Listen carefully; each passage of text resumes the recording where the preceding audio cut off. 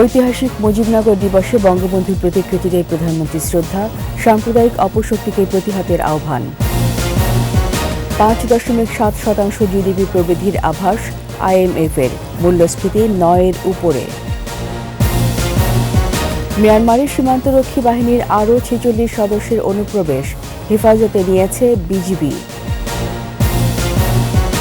Hormuz প্রণালীতে অবরোধ করতে পারে ইরান, তেলের বাজার আকাশচুম্বী হওয়ার শঙ্কা।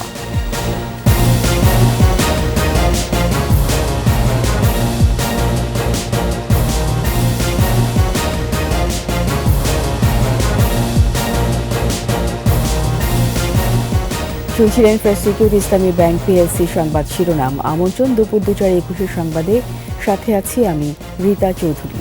দর্শক, ২১ টেলিভিশনের সংবাদ একই সাথে সরাসরি দেখতে পাবেন আমাদের ফেসবুক পেজ www.facebook.com/2124 অনলাইনে। ১৯৭১ সালে মুক্তিযুদ্ধের নেতৃত্ব দানকারী বাংলাদেশের প্রথম সরকার গঠনের দিন ঐতিহাসিক মুজিবনগর দিবস আজ। কুষ্টিয়ার মেহেরপুরে রাষ্ট্রীয় আনুষ্ঠানিকতায় পালিত হয়েছে দিবসটি। জাতির পিতা বঙ্গবন্ধু শেখ মুজিবুর রহমানের প্রতিকৃতিতে ফুলেল শ্রদ্ধা জানিয়েছেন প্রধানমন্ত্রী শেখ হাসিনা। রিপোর্টে আরও জানাচ্ছেন আকবর হোসেন সুমন। ঐতিহাসিক মুজিবনগর দিবস স্মরণে ধানমন্ডি ৩২-এ বঙ্গবন্ধু স্মৃতি জাদুঘরের সামনে রক্ষিত জাতির পিতার প্রতিকৃতিতে পুষ্পস্তবক অর্পণ করেন প্রধানমন্ত্রী শেখ হাসিনা। স্বাধীনতার স্থপতি এই মহান নেতার প্রতি শ্রদ্ধা জানিয়ে কিছুক্ষণ নীরবে দাঁড়িয়ে থাকেন বঙ্গবন্ধু কন্যা।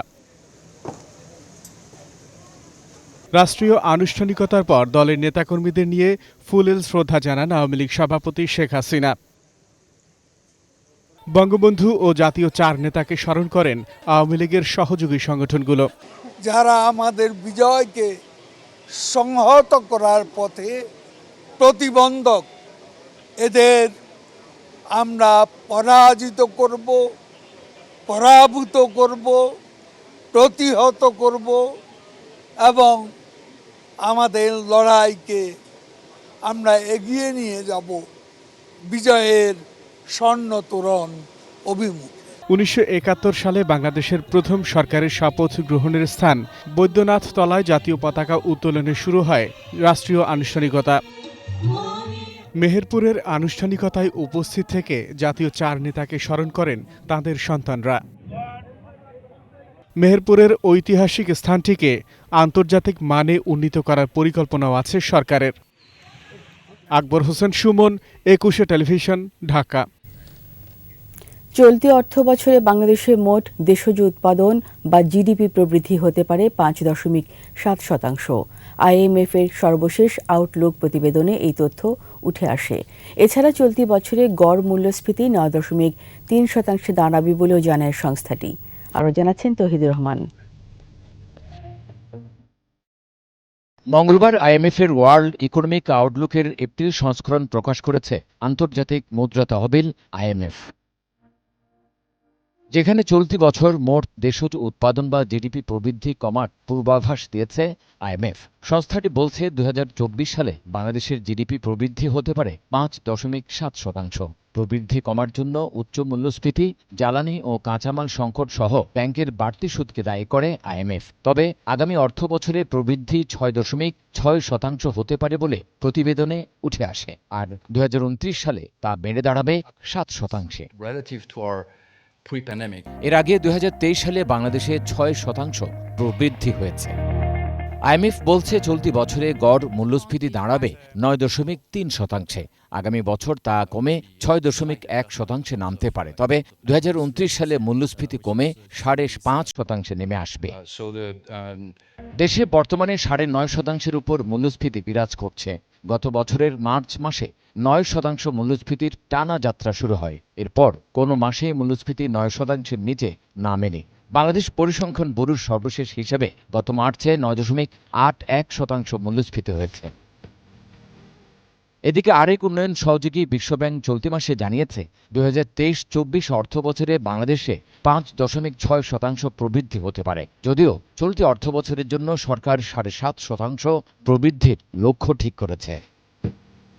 প্রবৃদ্ধির ধারা ফিরিয়ে আনতে বাজারভিত্তিক মুদ্রা বিনিময় চালু আর আর্থিক নীতি কঠোর করার সুপারিশ করেছে আইএমএফ। তৌহিদুর রহমান, ২১ টেলিভিশন। বান্দরবানের নাইখাংছড়ি দিয়ে প্রবেশ করে মিয়ানমারের সীমান্তরক্ষী বাহিনীর আরও ৪৬ জন সদস্য আশ্রয় নিয়েছে। মঙ্গলবার রাতে নাইখাংছড়ির আশারতলী, জামছড়ি ও ঘুমধুম ইউনিয়নের রেজু সীমান্ত পথে প্রবেশ করে তারা। এর আগে মঙ্গলবার সন্ধ্যা পর্যন্ত ১৮ জন এবং রাতে ৪৬ জন বিজিপি সদস্য পালিয়ে বাংলাদেশে আশ্রয় নেয়। তাদেরকে নিরস্ত্রীকরণ করে হেফাজতে নিয়েছে বিজিবি। এ পর্যন্ত কয়েক দফায় আশ্রয় নিয়েছে ২৬০ জন।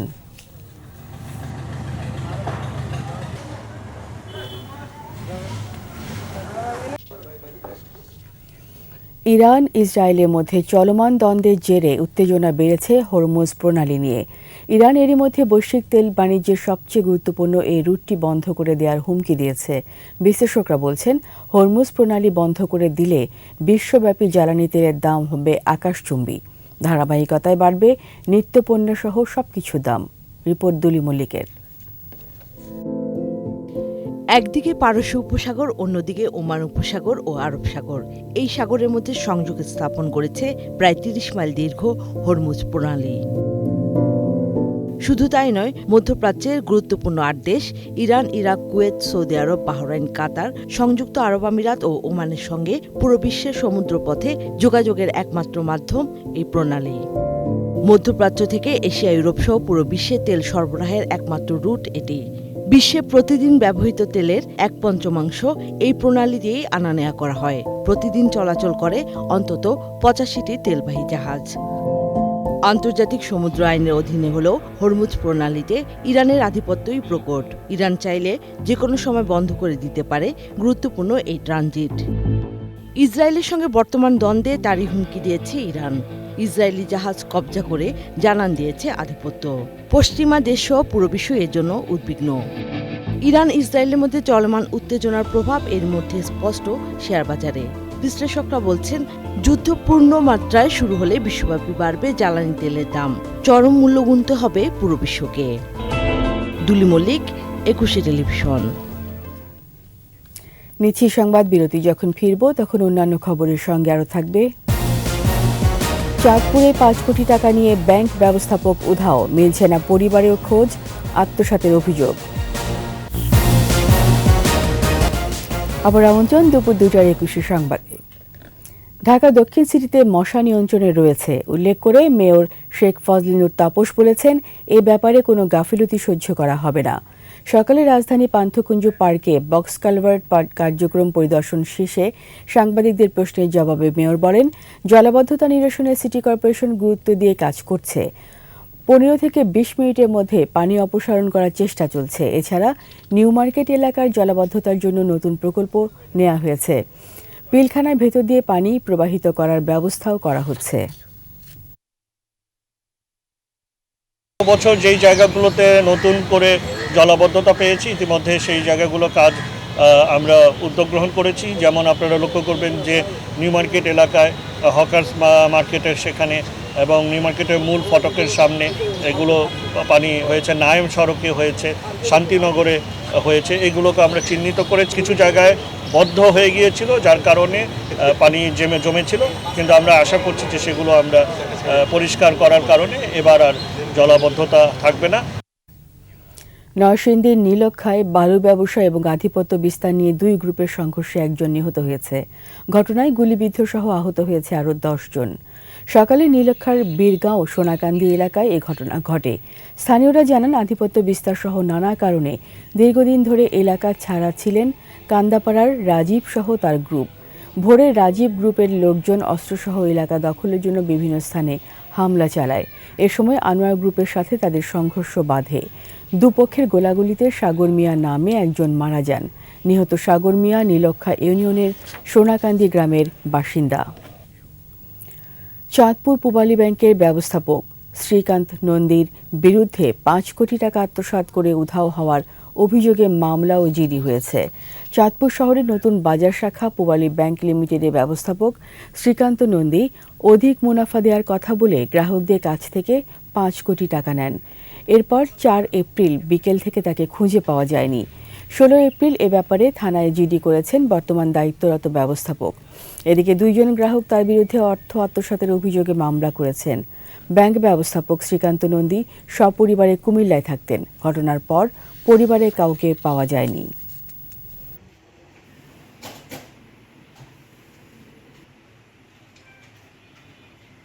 লাস্ট কর্মদিবসে কোনো ক্ষেত্র ত্যাগ করার পরে উনি অফিসে আসেননি। আসার পরবর্তীতে আমাকে এখানে দায়িত্ব দেওয়া হয়েছে যে ব্যাংক কর্তৃপক্ষ এর যে আইনানুগ ব্যবস্থা নেওয়ার সেটা নিছে এবং বিষয়টি তদন্তাধীন আছে। আমাদের কাছে এখন পর্যন্ত কোনো খবর নেই, সংবাদ নেই। নানা আয়োজনে দেশের বিভিন্ন স্থানে একুশে টেলিভিশনের 24তম প্রতিষ্ঠাবার্ষিকী উদযাপন করা হয়েছে। অনুষ্ঠানে ছিল র্যালি, কেক কাটা, আলোচনা সভা, সাংস্কৃতিক অনুষ্ঠান।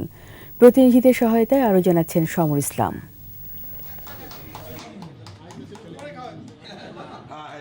কেক কাটা ছাড়াও ঝালকাঠিতে 21-এর জন্মদিনের আলোচনা সভায় প্রধান অতিথি ছিলেন শিল্প মন্ত্রণালয় সংক্রান্ত সংসদীয় স্থায়ী কমিটির সভাপতি ও 14 দলের সমন্বয়ক আমির হোসেন আমু। গোপালগঞ্জে র্যালি, আলোচনা সভা ও কেক কেটে 21-এর জন্মদিন উদযাপন করা হয়। প্রধান অতিথি ছিলেন জেলা আওয়ামী লীগের সভাপতি মাহবুব আলী খান। দেশের প্রথম বেসরকারি চ্যানেল 21 টেলিভিশনের 25তম জন্মদিনে জয়পুরহাটে র্যালি, কেক কাটা ও আলোচনা সভা হয়। মাদারীপুরে 21 দর্শক ফোরামের উদ্যোগে বর্ণাঢ্য র্যালি বের করা হয়। আলোচনা সভায় অংশ নেন জেলায় কর্মরত গণমাধ্যম কর্মীরা। 21-এর 25 বছরে পদার্পণে ফেনী প্রেসক্লাব মিলনায়তনে কেক কাটা ও আলোচনা সভা হয়। 21-এর জন্মদিনে কিশোরগঞ্জের ভৈরবেও কেক কাটা ও আলোচনা সভা হয়। বরিশালে কেক কাটা ও আনন্দ র্যালি বের করা হয়।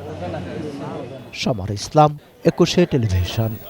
এরই সাথে শেষ করছি দুপুর 2টার 21 সংবাদ। যাওয়ার আগে ফার্স্ট সিকিউরিটি ইসলামী ব্যাংক পিএলসি সংবাদ শিরোনামগুলো আরও একবার। ঐতিহাসিক মুজিবনগর দিবসে বঙ্গবন্ধুর প্রতি কৃতিতে প্রধানমন্ত্রী শ্রদ্ধা, সাম্প্রদায়িক অপশক্তিকে প্রতিহতের আহ্বান। 5.7% জিডিপি প্রবৃদ্ধির আভাস, IMF-এর মূল্যস্ফীতি 9-এর উপরে। মিয়ানমারের সীমান্তরক্ষী বাহিনীর আরও 46 সদস্যের অনুপ্রবেশ, হেফাজতে নিয়েছে বিজিবি। হরমুজ প্রণালীতে অবরোধ করতে পারে ইরান, তেলের বাজার আকাশচুম্বী হওয়ার শঙ্কা।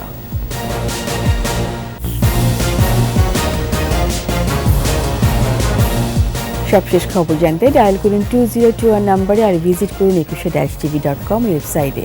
এছাড়া ফেসবুকে ভিজিট করতে পারেন facebook.com/2124 অনলাইনে। এতক্ষণ সঙ্গে থাকার জন্য সবাইকে ধন্যবাদ। পরবর্তী সংবাদ সন্ধ্যা 6টায় 21 দেশের সংবাদ দেখার আমন্ত্রণ রইল।